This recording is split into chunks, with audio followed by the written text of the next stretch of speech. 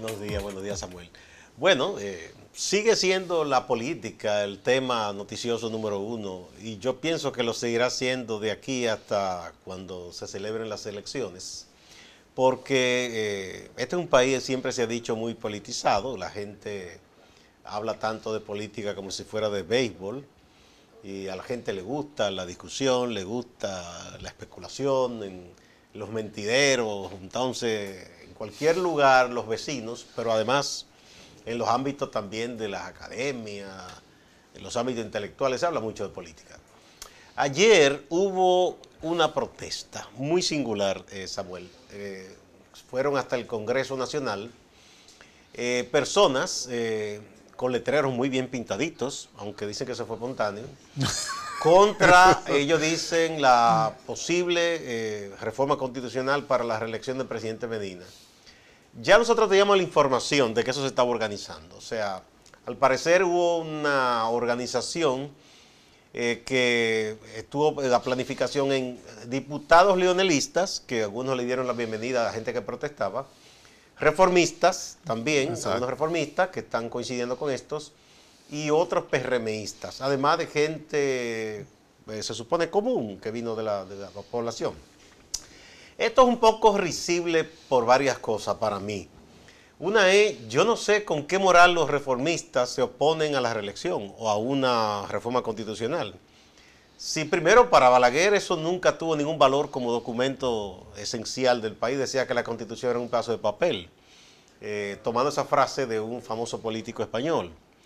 Eso por un lado. Y se religió con mañas y con trampa cuantas veces quiso.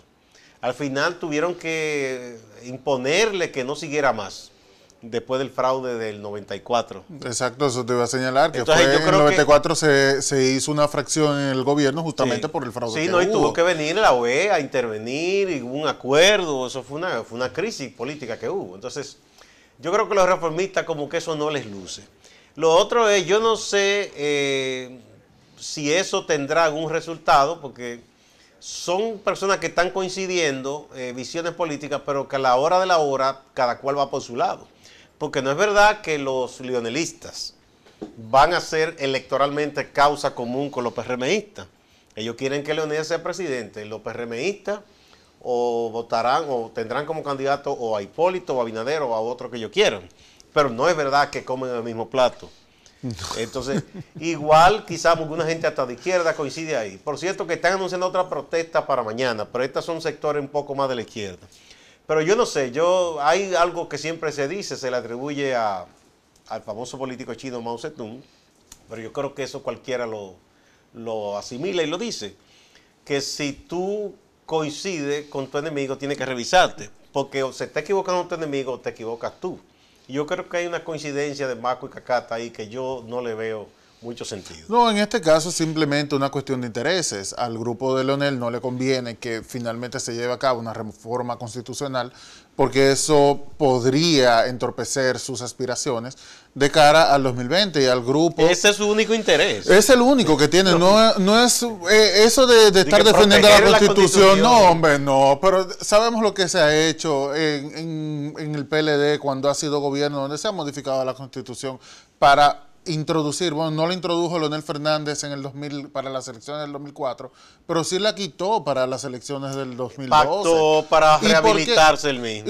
Exacto, para en un futuro poder rehabilitarse. Así que esa defensa de la Constitución le queda grande la idea de que ellos son los que van a mantener que los guachimanes de la Constitución se proteja. No, hombre, no, eso no es pero así. además el grupo de ex altos jefes policiales y militares que acompañó al presidente Fernández el pasado domingo, ahí hay unos tiburones que eso lo menos que hicieron fue respetar la Constitución y derechos de la gente y democracia, de manera que ese discurso no le sirve para nada. Exacto. Eso es un descaro que hablen de eso. ¿Y qué le aportan ellos a...?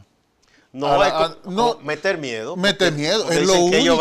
Es lo único. O sea, cuando yo vi esa manifestación que le dieron 12 ex jefes de la policía, lo único que yo pensé fue en un trujillato. Bueno, famoso por las matanzas que hacían esa gente cuando estuvieron al mando de esas instituciones. Entonces, lo primero que la Constitución protege es la vida, el libre tránsito, la libertad. Esa gente no cree en eso. O sea, de manera que yo creo que esa no es la mejor compañía para argumentar que se defiende la Constitución. No, claro. Vamos a ver en qué para todo esto. Hay una crónica que escribió la compañera Nicole Espejo, Sí, que habla, hay que leer. llevaron hasta una niña menor de edad. Exacto, una niña que se supone que debe estar en la debía escuela estar en la a esa hora. escuela y estaba en esos movimientos. Bueno. No hace falta. Pero esperemos eso, habrá un desfile de gente yendo hacia el Congreso, igual que esperemos que van a seguir los mítines que hacen los parciales del presidente Medina, que no dicen por el momento que es reelección, pero que todo el mundo sabe que es apoyando la continuidad del presidente Medina. No, pero eso era lo que diciendo te decía. Que están defendiendo el gobierno, etcétera. Por ejemplo, mira, esos letreritos también pintaditos y todo, eso no es verdad que es espontáneo de la gente. No, eso es que ellos tienen un pendolista que de manera espontánea lo hace, lo reproduce. ¿Verdad? Mira, eso que tú dices era algo que te comentaba la otra vez, que por parte del gobierno se han acostumbrado, se han dado la tarea de tener ciertas personas o ciertos grupos que son a los que mandan a soplar. Y son los que dicen que el presidente Danilo Medina ha hecho un gobierno excelente, todo está fabuloso, que somos clase media, todo el mundo es clase media ahora, que no hay pobreza en República Dominicana. Y tira la cascarita diciendo, bueno, y esperamos lo que él diga. Si él dice que no va a la reelección, no va. Pero de lo contrario, tiene todo nuestro apoyo. Aunque cuando se ve la manifestación que se hace, que se ha repetido ya en 2 fines de semana de forma... en diferentes puntos del país, se nota que definitivamente se trata de un acto reeleccionista o actos reeleccionistas. No queda... Obviamente que hay un pugilato y un desafío. O sea, desde el sector leonelista se ha un poco desafiado al sector danilista y el otro que está respondiendo. Y aunque ninguno de los dos dice, por ejemplo, tú no escuchas personalmente a Leonel Fernández atacar a Danilo Medina. No habla de la defensa de la Constitución. Ni siquiera habla de reelección. Él dice, no, que hay que respetar la Constitución, que las reglas no se cambian, ¿verdad? Debió agregarle ahí cuando no me conviene. Y de parte de la gente de Danilo lo que hablan es del apoyo a la gestión de gobierno y de que es necesario que sigan ciertas cosas. Entonces, o sea que hay un jueguito entre ambos. Bueno, ayer también hubo el grupo que se denomina Proinstitucionalidad del PLD, en que las caras más visibles son el profesor Melanio Paredes y Paíno Abreu Collado, entre otras personas, y ellos están diciendo que bueno, que con el fallo del Tribunal Constitucional, ellos reiteran que hay que volver todo a la legalidad, que se deben hacer las cosas como mandan los estatutos, etcétera, etcétera, pero le agregaron un componente diciendo como que una reforma constitucional debe ser de consenso y no conciliable de grupo. Yo no sé yo no sé cómo interpretar, si ellos están abiertos a que se llegue a un acuerdo para una posible reforma o si es que están opuestos a una reforma. No lo dicen claro. Bueno, uno no sabe. No, uno no sabe, pero según parece es que están contrarios a una reforma. Hasta el momento ya habían asumido posiciones más del lado de Leonel Fernández que de Danilo Medina, pero al decir que tiene que ser fruto de un consenso. Bueno, es que siempre, en la política siempre se habla de negociaciones y es lógico, la política se vive de eso. Ahora bien, que se negocie algo como una reforma constitucional para darle paso a una posible reelección de Danilo Medina está un poquito difícil. Bueno, las posiciones están muy extremas en el PLD. La gente de Leonel y el propio presidente Leonel Fernández ha dicho que esta vez no va a ceder. Vamos a ver en qué para todo esto. Bueno. Vamos a una pausa.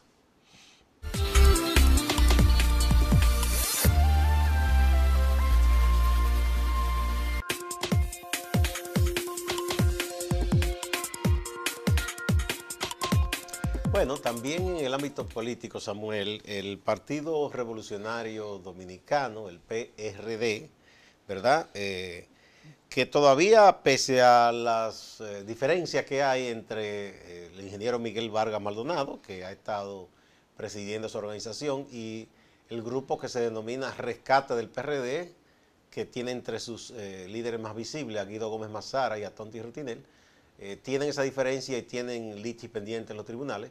Ellos han seguido con una agenda de trabajo y anunciaron ayer que el próximo 25 de este mes se va a llevar a cabo la Convención Nacional Ordinaria. Va a estar dedicada a la memoria de Fulgencio Espinal, un dirigente PRDista que murió hace unos años que en un accidente automovilístico en la autopista 30 de Mayo. Dicen que eso es en base al artículo 22 de los estatutos. Y bueno, hay una comisión de elecciones internas que la preside Yanet Camilo, que es la actual ministra de la Mujer. Y van a elegir autoridades de PRD para cuatrenio 19, no será 19, 2020, porque ya pasó, sino es 2020. De 2020 en adelante será que será válida esa convención.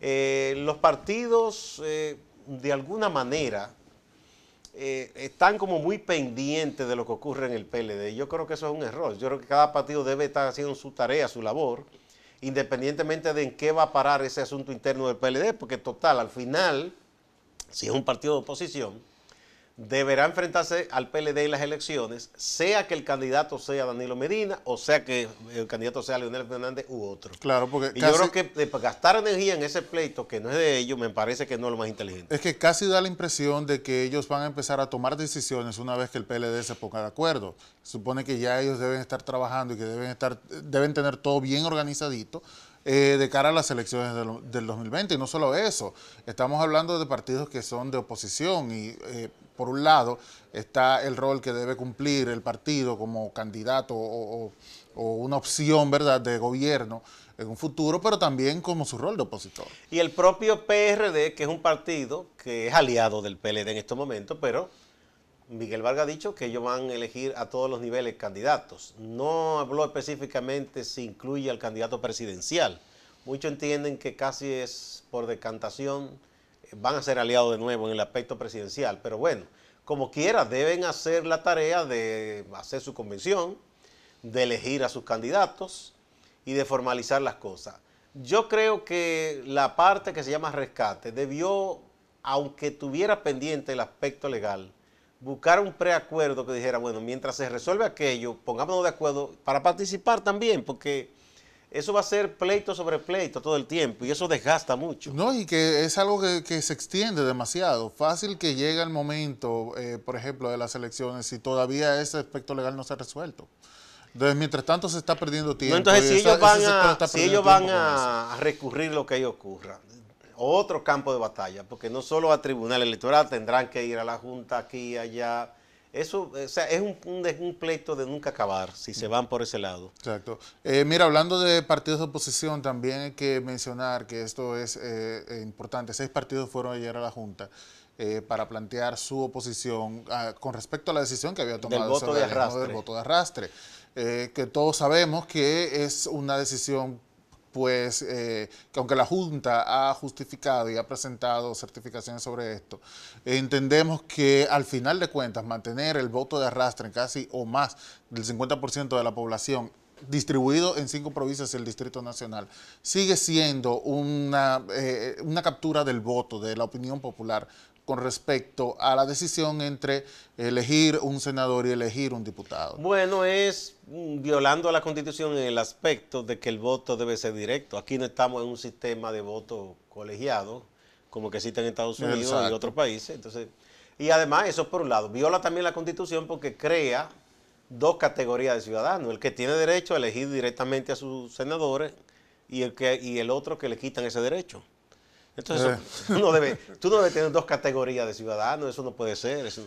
Mira, incluso una de las provincias donde se ha mantenido esto es Puerto Plata, y el senador de Puerto Plata, que es por el Partido Revolucionario Moderno, José Ignacio Paliza, ha dicho, no, eso no conviene porque es violatorio a él de la personalmente Constitución. Le convendría. Exacto, le convendría que se mantenga el voto de arrastre. Sin embargo, él se ha pronunciado, ha dicho, es que la decisión popular debe primar por encima de lo que es el beneficio personal como candidato a senador en este caso. Entonces, nada, estos partidos fueron a la Junta, han presentado su posición. Es una posición que ya habían mantenido antes. De hecho, previo a la decisión de la Junta, ya habían asistido 18 partidos por este tema para, de alguna manera, presionar y evitar que se mantuviera el arrastre como hasta ahora se estaba. Ahora bien, en ese aspecto también yo digo, igual que en el asunto de si se reforma la Constitución o no, que los partidos, aunque fijen posición y hagan algunas diligencias en ese sentido, y me parece muy pertinente que vayan a la Junta y se opongan a esa decisión, porque creo que eso va contra la Constitución. No deben descuidar la otra parte de los partidos, que es que si van a hacer alianza, deben apurar el paso, deben tratar de conformar un acuerdo y presentarle sus proyectos a la población. No dejar todo para último, porque el que esté en la oposición no puede dormirse. Y yo creo que ahí es que ha estado quizá el error de algunos partidos, casi en su generalidad los de oposición, que han tardado mucho como para decidir asuntos internos y salir a buscar y a convencer a la gente de que voten por ellos. Sí, mira, y ese error fue bastante notorio después de las elecciones del 2016, donde los partidos entendieron que debieron unirse y de alguna manera pues... ¿Se unieron después? Se unieron después, cuando ya el palo estaba dado. Entonces no pudieron hacer absolutamente nada más que cacarear. Cacarearon, pero al final no hubo ninguna decisión con respecto a eso. Y cacarearon más por las irregularidades que hubo en la parte municipal de las elecciones, donde todos sabemos que no fue tan transparente como se pudo haber deseado. Que además en ese espacio que surgió, eso era una mezcla de maco con cacata, porque había gente ahí, es lo que te digo ahora, en estas supuestas protestas espontáneas, entre comillas, contra la reelección que están yendo al Congreso. Es decir, todo el mundo sabe, por ejemplo, que un partido como el BIS, PQDC, la FNP, esas son gente de Leonel Fernández. Y por más que hagan causa común ahora con el PRM, con Alianza País, ese no es su lado de la historia ni del quehacer político. Esa gente terminará a la orden de Leonel Fernández. Entonces, yo no sé quién utiliza a quién en todo esto. No, ya al final de cuentas cada quien jalará para su lado. Entonces volvemos a lo que decíamos, tú tienes que tener cuidado con quién tú coincides. Exacto. A menos que haya de verdad una alianza electoral clara, transparente, firmada, pero no lo hay. Entonces, hacer coro a veces con ciertas posiciones, la gente como que pierde de vista lo más importante. Mira, antes de irnos a la pausa, hay que mencionar, y cambiando un poquito de tema, una información que empezó a circular el día de ayer, donde Luis Rosario se presentó junto al presidente del CODUE para... de alguna manera establecer una especie de alianza en contra del aborto, principalmente, que es lo que se ha estado debatiendo, la inclusión del aborto, las 3 causales. Que aquí es algo penal muy excepcional, ni siquiera... Muy excepcional, exacto. Y lo más sorprendente de todo es que surge esto después de que la encuesta Gallup diera un resultado que fue contundente, que más del 60% de las personas encuestadas se manifestaron a favor de algún tipo de regularización del aborto, principalmente por las 3 causales. Entonces, estamos hablando de que la población entiende que ya es necesario que haya algún tipo de regulación. Sin embargo, las iglesias se mantienen en contra, a pesar de la necesidad de que exista esta posibilidad, principalmente para las mujeres. Entonces, ahí estuvieron Fidel Lorenzo del CODUE, Fidel Lorenzo, un líder de una parte de los evangélicos, y el padre Luis Rosario de la pastoral juvenil de la Iglesia Católica. Bueno, es una especie de frente patriótico. Están muy animados los sectores más conservadores después del triunfo de Donald Trump en Estados Unidos, que por cierto ya hay 2 estados que han revisado la ley que permite el aborto abierto, legal, en Estados Unidos. Uno fue Georgia y otro es Alabama. Alabama precisamente es un estado conocido por ser un estado racista, excluyente, de supremacismo blanco. O sea que no es casualidad ni de sorprender que ahí se aprueben las cosas más retrógradas. Pero esta gente está envalentonada y parece que los socios de ellos aquí en otros países han sacado el pecho también. Claro, y están más envalentonados en Estados Unidos precisamente por la inclusión de un nuevo miembro a la Suprema. 2 miembros exactos que son de corte más conservador. De la extrema derecha. Eso es lo que Trump creía que quiere para echar hacia atrás todo eso. Lo próximo seguro que ellos van a atacar es el matrimonio de la persona LGTB. Ya está en eso. Ya están en proceso. Veremos a Estados Unidos retroceder a los años 50 quizás. Bueno. Sí, porque esa ley del aborto federal data del gobierno de Nixon. Por cierto, un republicano. Fue en el 73 que ya el constitucional norteamericano aprobó definitivamente el aborto para todo el territorio de la Unión. No, vamos a una pausa.